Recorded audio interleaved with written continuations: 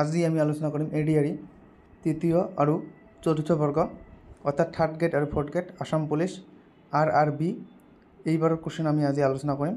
তো ইয়াত দিয়া আছে we have picked up the most important question for you to practice and prepare for the govt exam. Here you can practice Assam GK MCQ quiz. This is only part 1 of Assam GK MCQ quiz. There are more parts of this topic. We also prepare more MCQs in different topic or syllabus. তো আমি প্রথম কোশ্চেনটা দেখি। প্রথম question কি দিয়ে আছে? Number 1 question, who among the following is the author of book Assamese it's formation and development. অসমীয়াতে দিয়ে আছে নিম্নলিখিত কোন Assamese it's formation and development গ্ৰন্থৰ লেখক। চাৰিটা অপশ্যন দিয়ে আছে কোনজন এই গ্ৰন্থখনৰ লেখক হয়। অপশ্যন নাম্বাৰ এ দিয়ে আছে ডক্টৰ মহেশ্বৰ নায়ক, বি দিয়ে আছে কৃষ্ণকান্ত হেণ্ডিক, চি দিয়ে আছে ডক্টৰ বাণীকান্ত কাকতি, ডি দিয়ে আছে আনন্দৰাম বৰুৱা। ইয়াৰ শুদ্ধ উত্তৰ জানিবলৈ আমি ভিউ এনচাৰত ক্লিক কৰিব লাগিব। ইয়াৰ শুদ্ধ উত্তৰ হৈছে option number C doctor Banikanta Kakati.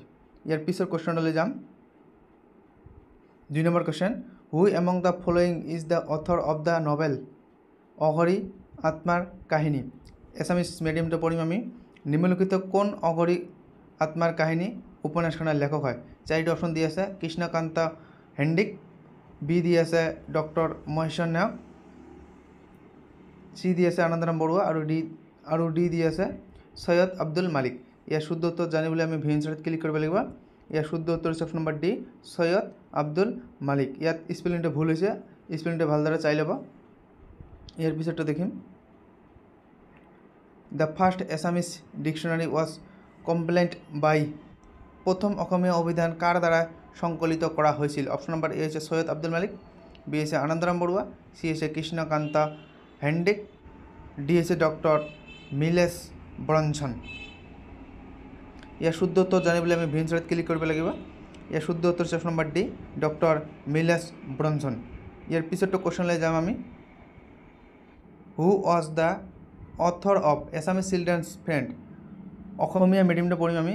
অসমীয়া ল'ৰা বন্ধুৰ লেখক কোন আছিল। ইয়াত অসমীয়া স্পেলিংটো ভুল হৈছে, অসমী হৈছে, গতিকে এইটো অসমীয়া হ'ব।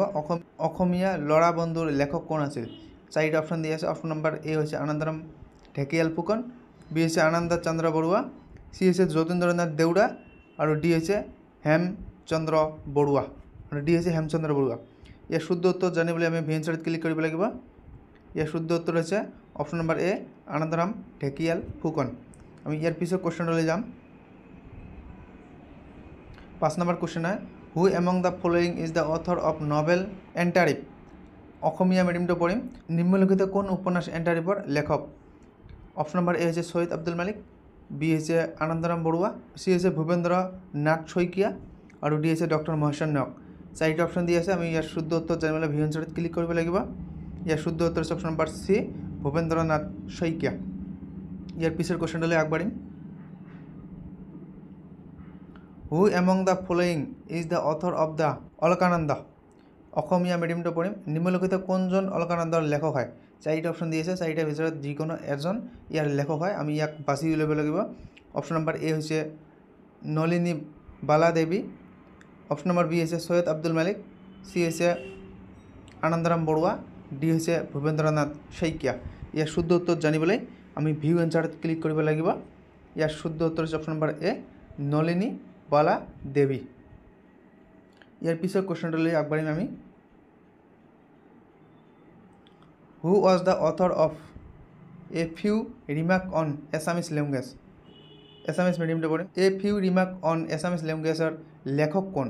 চাৰিটা অপশ্যন দি আছে, ইয়াৰ ভিতৰত যিকোনো এটা শুদ্ধ উত্তৰ হয় আৰু তাক আমি বাছি উলিয়াম। অপশ্যন নম্বৰ এ হৈছে হেমচন্দ্ৰ বৰুৱা, বি হৈছে আনন্দৰাম ঢেকিয়াল ফুকন, চি হৈছে জিতেন্দ্ৰনাথ দেৰা আৰু ডি হৈছে হেমচন্দ্ৰ বৰুৱা। ইয়াৰ শুদ্ধ উত্তৰ জানিবলৈ আমি ভিউ এনচাৰত ক্লিক কৰিম। ইয়াৰ শুদ্ধ উত্তৰ হৈছে option number B Anandaram Dhekial Phukan. Very important question হয়। ইয়াৰ পিছতলৈ আগবাঢ়িম। 8 নম্বৰ কুৱেশ্যনটো পঢ়িম আমি। The first printed Assamese book ধৰ্ম পুস্তক 1813 ৱাজ ৰাইটেন বাই। অসমীয়া মিডিয়ামটো পঢ়িম।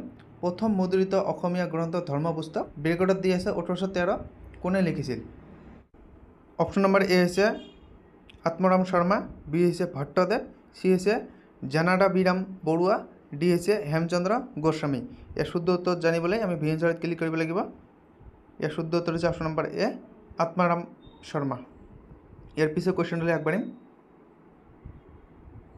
9 নম্বৰ কুৱেশ্যন হয় হু ৱাজ দ্য এডিটৰ অফ অসমৰ পদ্ম বুৰঞ্জী অৰ এ মেট্ৰিকেল Chronicle of Assam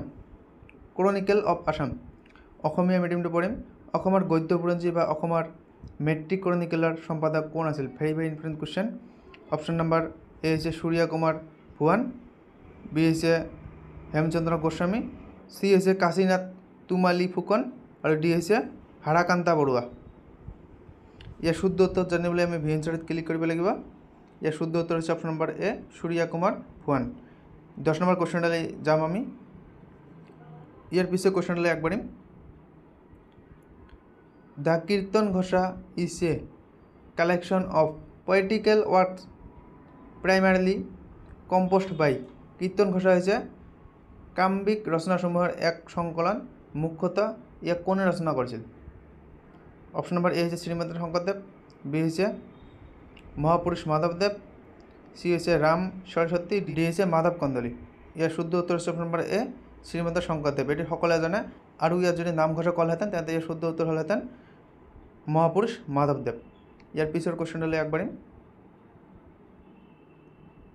who was the author of novel গংগা চিলনীৰ পাখি অসমীয়া মিডিয়ামটো পঢ়িম উপন্যাস গংগা চিলনীৰ পাখিৰ লেখক কোন আছিল অপশ্যন নম্বৰ এ হৈছে সূৰ্য কুমাৰ ভুৱান বি হৈছে হাৰাকান্তা বৰুৱা সি হৈছে হেমচন্দ্ৰ গোস্বামী ডি হৈছে লক্ষ্মী নন্দন বৰা ইয়াৰ শুদ্ধ উত্তৰ জানিবলৈ আমি ভি এনচাৰত ক্লিক কৰিব লাগিব ইয়াৰ শুদ্ধ উত্তৰ হৈছে option number D Lakshmi Nandan Bora 12 number কুৱেশ্যনলৈ আগবাঢ়িম 12 নম্বৰ কুৱেশ্যনটো হৈছে who is the writer of the book the comprehensive history of Assam অসমীয়া মিডিয়ামটো পঢ়িম the comprehensive history of Assam নামৰ কিতাপখনৰ ৰচক কোন very important question option number A হৈছে এইচ কে বৰপূজাৰী বি হৈছে Benudhar Sharma option number C হৈছে স্বৰ্ণলতা বৰুৱা আৰু অপশ্যন নম্বৰ ডি হৈছে এছ কে ভুৱান ইয়াৰ শুদ্ধ উত্তৰ জানিবলৈ আমি ভি এনচাৰত ক্লিক কৰিব লাগিব ইয়াৰ শুদ্ধ উত্তৰ হৈছে option number A H K Barpujari ইয়াৰ পিছৰ কুৱেশ্যনলৈ আগবাঢ়িম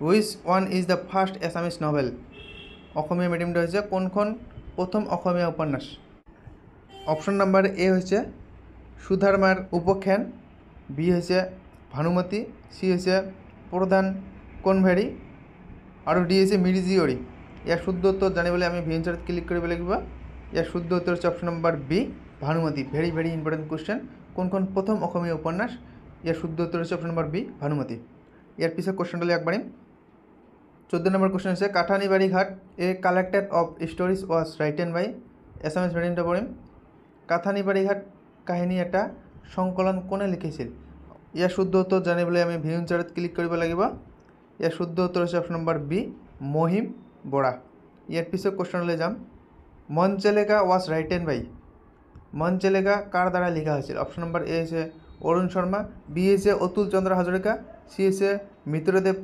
মহন্ত আৰু ডি হৈছে ভূপেন্দ্ৰ ৰাজখোৱা ইয়াৰ শুদ্ধ উত্তৰ জানিবলৈ আমি ভি এনচাৰত ক্লিক কৰিব লাগিব ইয়াৰ শুদ্ধ উত্তৰ হৈছে অপশ্যন নম্বৰ বি অতুল চন্দ্ৰ হাজৰিকা গতিকে আজিৰ ভিডিঅ' এইখিনিয়ে যদি ভিডিঅ'টো ভাল লাগে তেনেহ'লে লাইক কৰিব কমেণ্ট কৰিব আৰু সদায় এনেধৰণৰ ভিডিঅ' পোৱাৰ কাৰণে চেনেলটো ছাবস্ক্ৰাইব কৰিবলৈ নাপাহৰিব